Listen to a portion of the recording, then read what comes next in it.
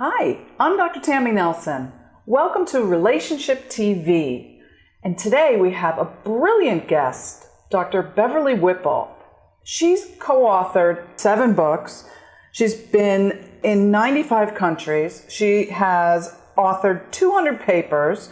She's been translated into 22 languages, and she's won over 100 awards. Closer to 150, I think she said. She's being modest.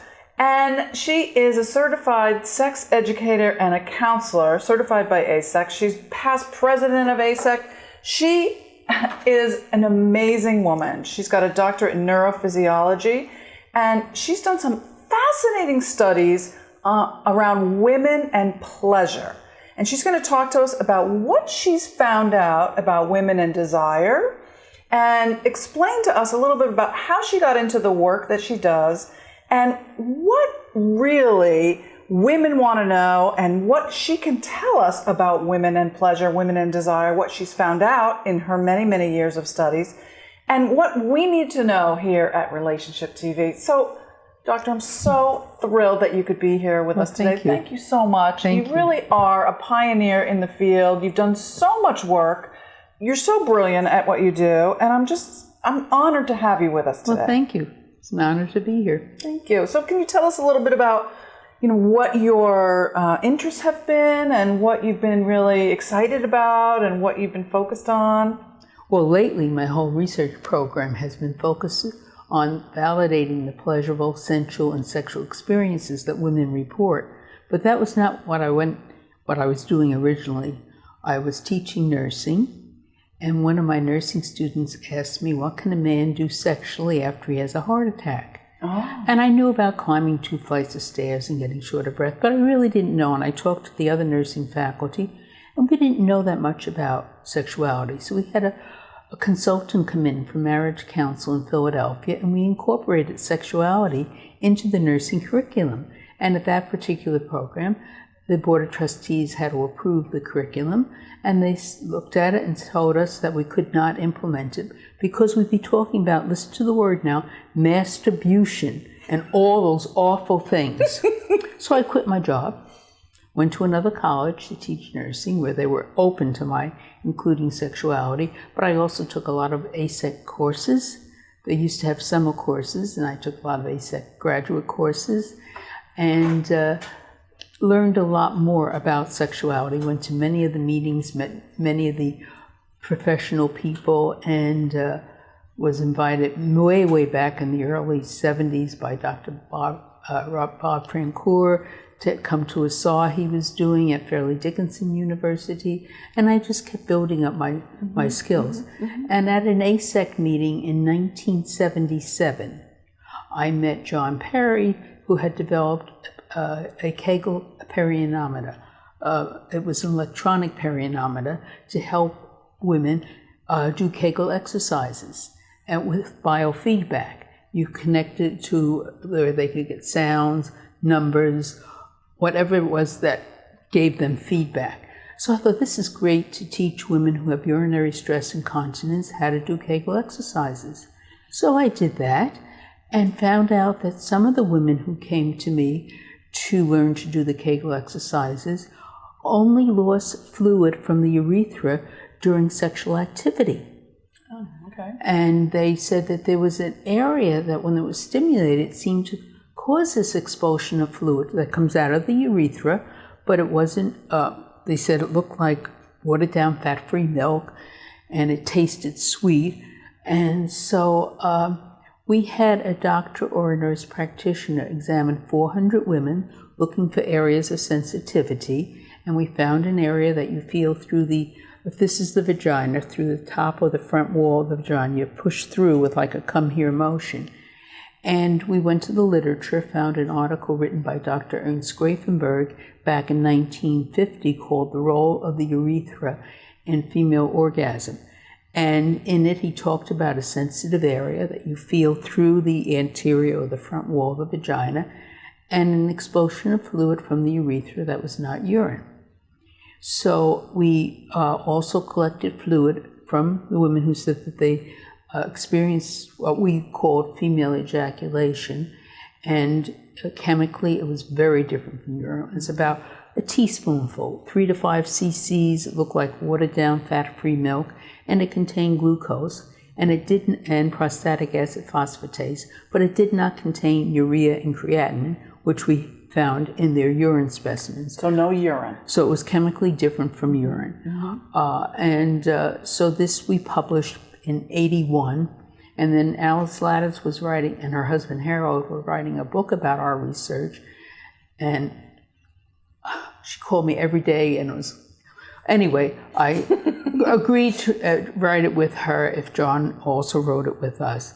And I got a different contract, and we wrote the G-spot and other discoveries about human sexuality and published that in 1982. And changed the world for women. That book has now, it came out as a classic 23 years later in 2005, and that book is in 22 languages, and I hope that book helped women all over the world. Change the world, Beverly. And change the world. Don't be humble. As I was telling you, I'm going to Iceland next month, and it came out in Icelandic, so I'm going to bring the book with me when I go there. Iceland. So I have been very fortunate that we've been to 97. This will be our 98th country that we've been to, but I have also been invited to speak, and I think it's in 94 countries that I've spoken about the research, and so that's been exciting, including 2 days ago in the Dominican Republic, which I wasn't planning to do, but that's the way things go, and it's been fun. So after that, I wanted to go for my doctorate, and I wanted it in a hard science. I don't know if you knew Vern and Bonnie Boa, but they've written a number of books in sexuality. And before he died, Vern said to me, Beverly, you have to go for your doctorate in a hard science. So I wanted to go to the World Congress in 81, but couldn't afford it. And so I wrote for abstracts, and one of the people who contacted me was Barry Komisarek at Rutgers University. And he asked me to come teach a class for him, which I did, and found out that he had conducted research in laboratory animals in which if you put the plunger of a TB syringe into the vagina of rats, you get a very strong pain-blocking effect. And I was wondering, well, what was the adaptive significance of the G-spot? Was it just for pleasure, or did it have an adaptive significance? And so I went there and did my doctorate in neurophysiology, and found out that self-stimulation of the area of the G-spot produces a very strong pain-blocking effect. So my hypothesis was that the natural significance of the area of the G-spot is to attenuate the pain of childbirth. So we did a study of women during labor, and sure enough, without any sexual stimulation or anything, the same nerve pathways are stimulated as the fetus, as the cervix dilates, the fetus comes through the birth canal. And without this, childbirth would be much more uncomfortable. They also did a study in rats when they injected newborn rats with an ingredient called capsaicin. They did not get this natural analgesic effect as adult rats. And so I hypothesized, based on my teaching of obstetrical nursing, that Spanish-speaking women have a harder time during labor.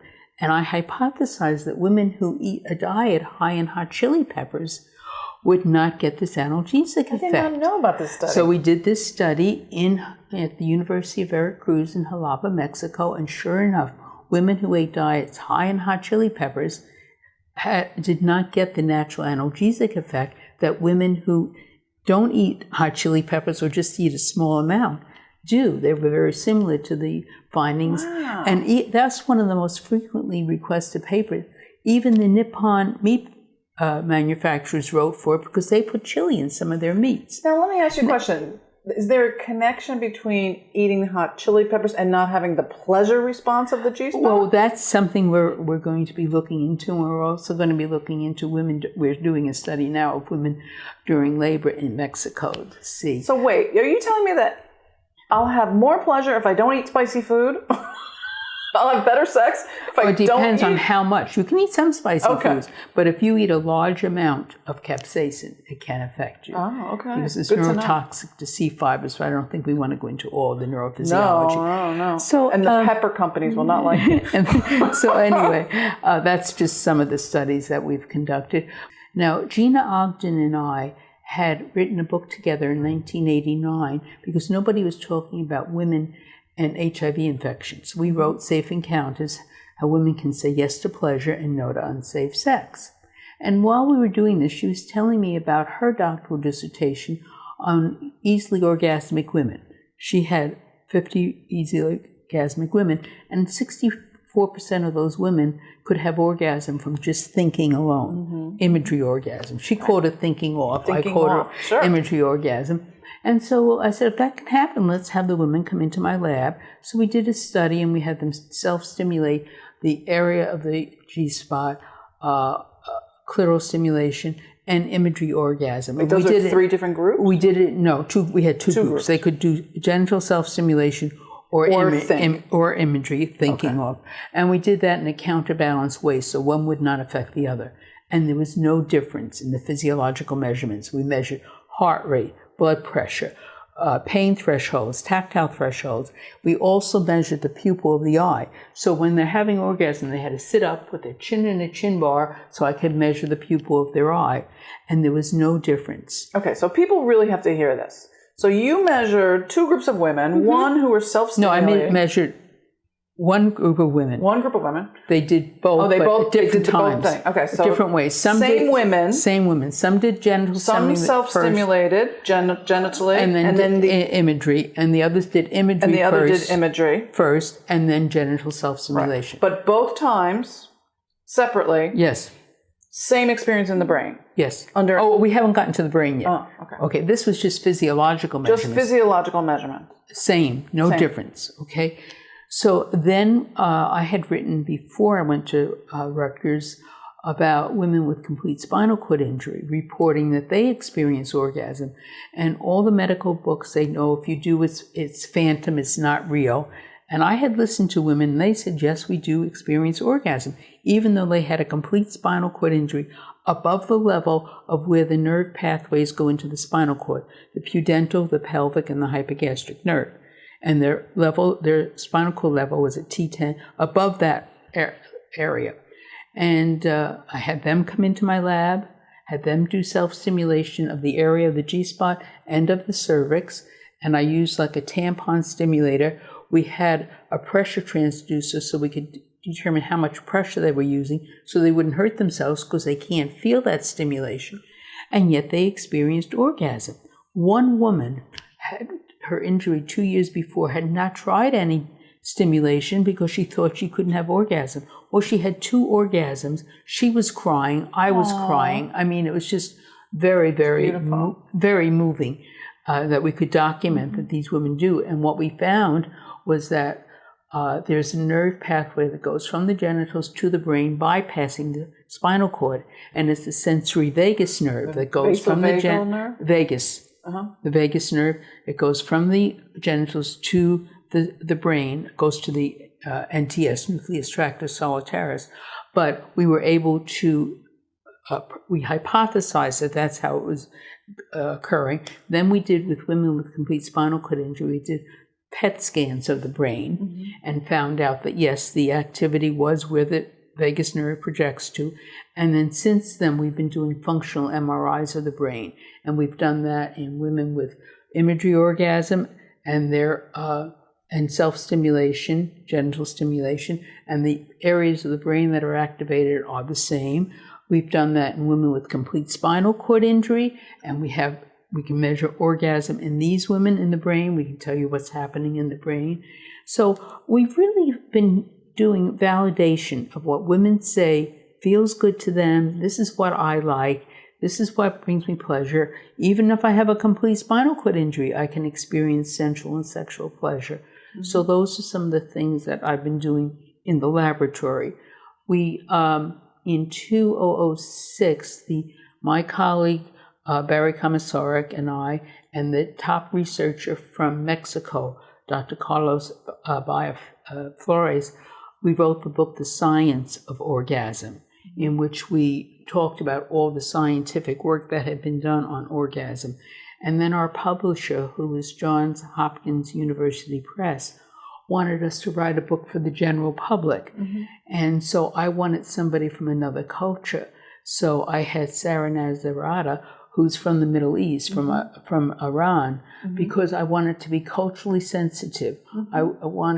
We had those of us, a Jewish, Catholic, Protestant, and now a Muslim, co-authors, not for the religion, but I wanted to be sensitive to all cultures. Yeah. So we wrote the Orgasm Answer Guide, and both of those books have been published in a number of other countries. But that was really important to me, that we be sensitive to the cultural meaning of sensuality and sexuality to people. That makes a lot of sense. Yeah. And so one of the things I always talk about when I talk about my research, before I go into it, I talk about my view of sexual expression. And there's two views. Mine is pleasure-oriented and there's goal-oriented. And how I describe that to my audience is, goal-oriented, I use the analogy of a staircase, where each step leads to another. A look, a touch, a caress, penis and vagina contact to the top step of the big O. And people who are goal-oriented, who don't reach that top step, don't feel very good about the whole process. Where I see pleasure-oriented as a circle, where any activity on the perimeter of that circle, whether it's holding hands, cuddling, oral sex, whatever it is an end in itself, and it doesn't have to lead to something else. And then I talk to people about what happens in a couple, in a relationship, if one person is goal-oriented, the other is pleasure-oriented, and they're either not aware of it or they don't communicate that to their partner. So this is a lot of where the sensuality comes into a lot of what I do in terms of helping people feel good about the many ways that they can experience sensual and sexual pleasure.